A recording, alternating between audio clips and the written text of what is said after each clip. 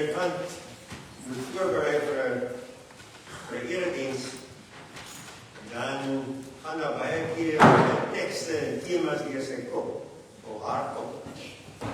En dan kom hy by 'n teksgedeelte wat jy glo, dit is die teks van die dag. En dan kry jy daai bevestiging. Ek neem aan, almal van julle ken hierdie skrifgedeelte. En ek wonder wie van julle daar baie gedink daaroor en dit as 'n geweldige raaisel beskou. Kon ek staan en praat? En ek kan julle geruststel dat daar min gedeeltes in die Bybel is wat teoloë so laat baie dink en vroeg as juist hierdie sondeval verhaal.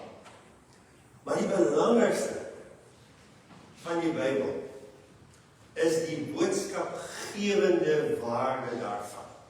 En daarom kan jy so lank besig hou om te stry met mekaar oor het die slang dan bene gehad en hoe lank was 'n dag en kon die slang nou regtig praat.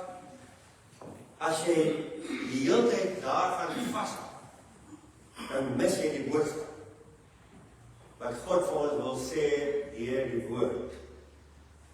Die Bybel is natuurlik nie 'n geskiedenisboek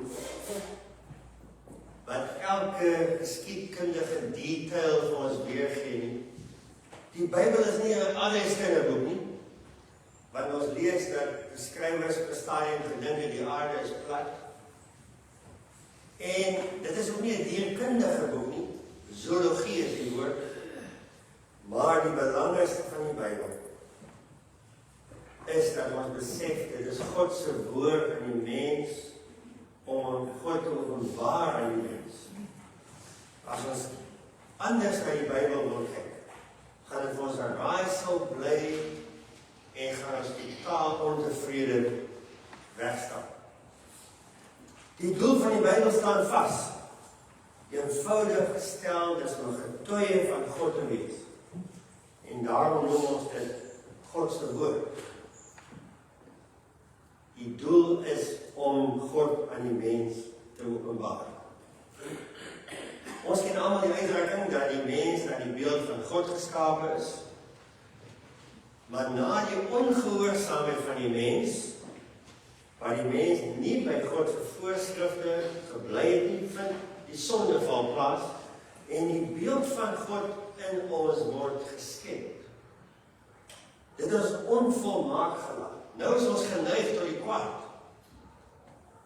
Voor die sondeval het die mens 'n wonderlike vryheid ervaar, 'n paradyslewe, 'n lewe sonder sonde.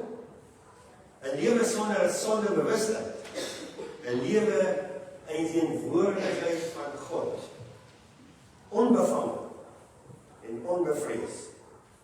Daar was harmonie, 'n volkomme vriendskap tussen mens en God. En die mens het geleef in hierdie beskerming, hierdie sekuriteit wat God gee. Hierdie sekuriteit het weliswaar beperking. En juist dit is wat die mens nie wou aanvaar. Die mens wil nie beperkings hê.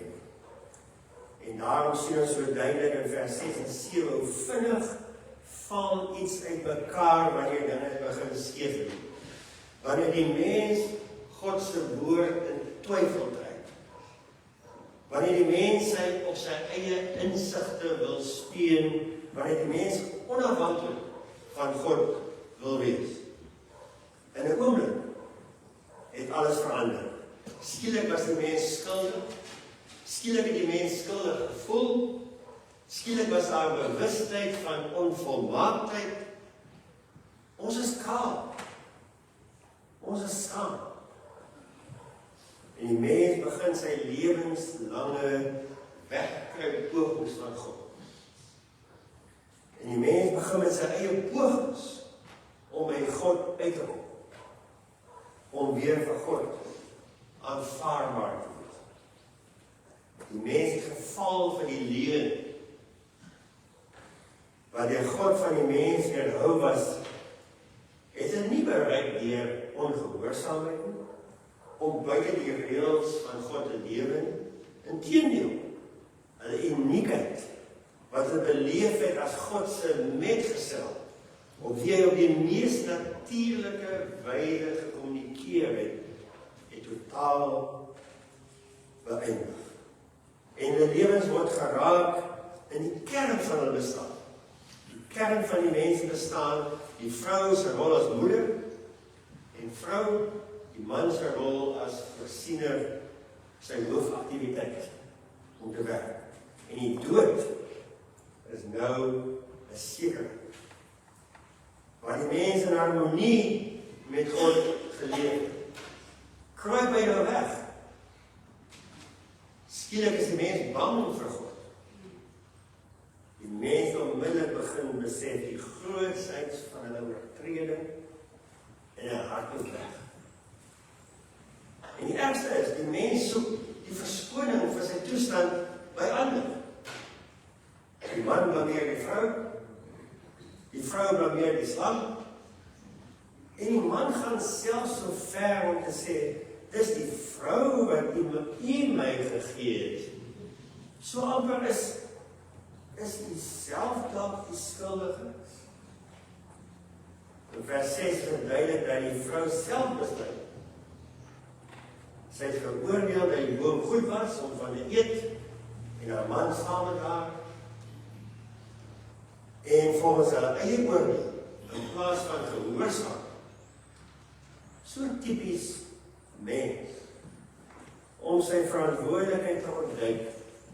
So typies mens, om die skuld op 'n ander een te pak. Ons wil ons altyd sê, ja, maar dis daar nie. Ek is laat omdat die taxi voor my gestop het. Ek is dit, ek is dat. Ons wil altyd verantwoordelikheid koes. En die mens begin 'n lewe van spoeg en sweet. 'n lewe wat gekenmerk word deur stryd met die aarde, stryd met pla, stryd met diere, en selfs die stryd tussen geslagte. Wie is die belangrikste? Die man of die vrou? Wie was nou eerst? En die stryd is deel van die mens se bestaan. Ek glo julle almal weet. Die mens is oorgelewer aan dit waaroor hy aangestel was om oor te heers. Maar God ontferm hom weer by die mens met 'n nuwe belofte, wat die redding van die mens aanbied. Ons het gelees Genesis 3 vers 15, ek stel vyandskap tussen jou en die vrou, tussen jou nageslag en haar nageslag, en haar nageslag sal jou kop vermorsel, en jy sal hom in die hart skenk. Ons praat in teologie van die moederbelofte. Uiteindelik beloof God dat die vyand totaal vernietig sal word. Maar meer as dit. God skenk vir ons 'n nuwe oplossing. Voor daarby kom, ons lees hier in vers 16 tot 19, na die verwysing van die waarom die aarde harde werk vra. Maar tog lewe. Baie mense sê die lewe is soos 'n nikkerbol. Kinders weet seker nie wat dit is. Hy is hard, maar hy is lekker. Vir die mens sal die lewe nou na sy eie willigheid anders is. Daar sal plante wees, maar ook hongerheid. En hoewel op die einde daar oorwinning sal wees, word die lewe geken deur 'n stryd tussen goed en kwaad. Wie van julle ervaar?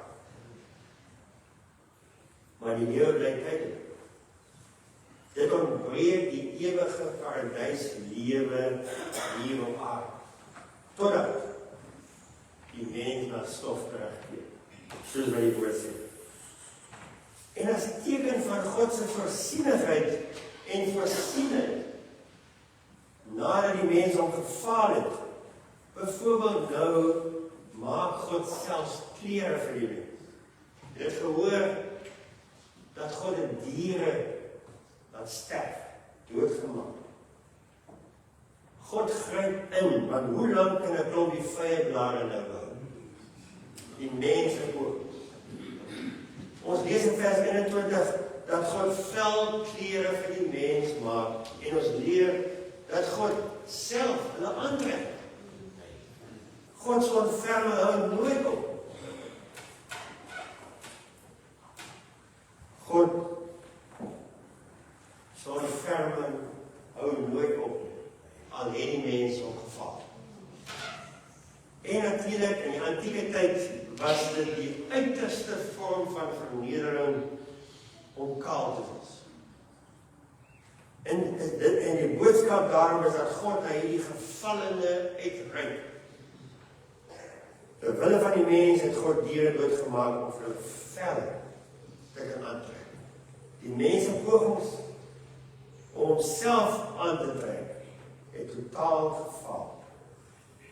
Die mens se pogings kan nie werk om met God in versoening te kom, om God in God se ware goeie boekies te kom. Die mens se pogings om vir God regverdig te word, het gefaal. Jy weet, elke godsdienst in die wêreld, behalwe ons geloof, gaan daaroor wat ek doen om God tevrede te stel. Ons wat in Here Jesus Christus glo weet, ons kan. Christus het betaal. God het die plan gemaak. God se planne werk. Al ons pogings is ontoereikend, onvolledig en onvoldoende. Maar nogtans, ten spyte van God se plan wat hy gemaak het in die Here Jesus Christus, gaan die stryd op aarde voor. Die stryd is 'n goed en kwaad, die sonde woed voor. En die sonde van ons dag lê juis in die miskenning van God. Die mens wil onafhanklik wees. Die mens wil nie erken, ek het God nodig. Die mens wil nie God aanvaar vir wie God is. Die mens wil steeds met sy eie reëls speel. Nogtans staan die werk van Jesus Christus vas. God het ter wille van die mens die enigste plan gemaak wat werk om die mens skuld reg te neem. Hy sy seun laat doodmaak om die mens se sonde klere as het ware, die mens se vrye blaar te kon vervang met nuwe klere. Die sterwe en die opstanding van Jesus Christus. En daarom wil ons nagmaal vier, dan vier ons hierdie dood, ter wille van ons as sondaars. Daarom is die lewe Christus. Ons volg die Here Jesus.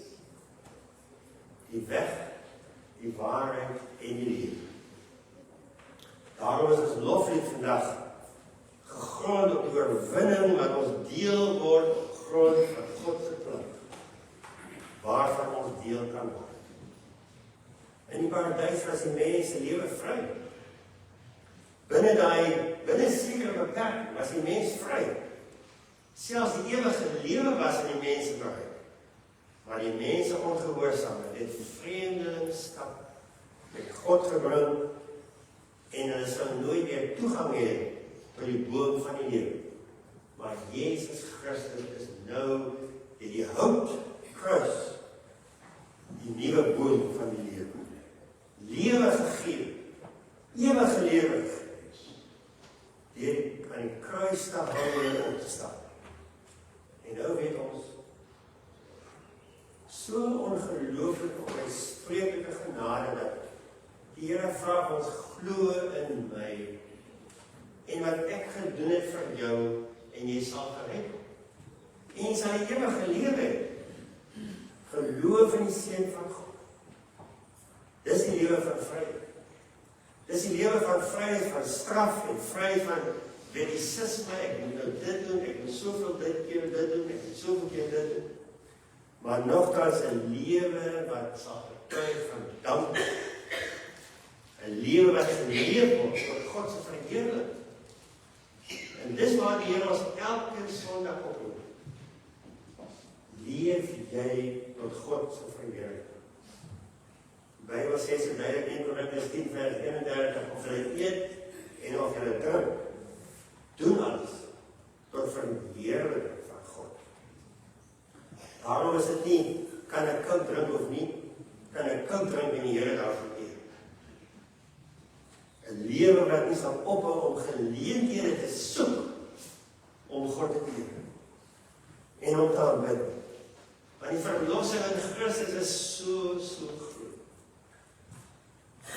Om in die verlossing sin en betekenis aan 'n mens se lewe bring. En dat dit sekerheid van ons saligheid en die belofte van die paradys, die ewige lewe. En dis al wat ek vandag vir sê. Moenie die waarde van ons geloof wat Christus gedoen het onderskat. Laat ons hom nie herinner van God se liefde vir ons, ten spyte van die feit dat ons so dikwels val.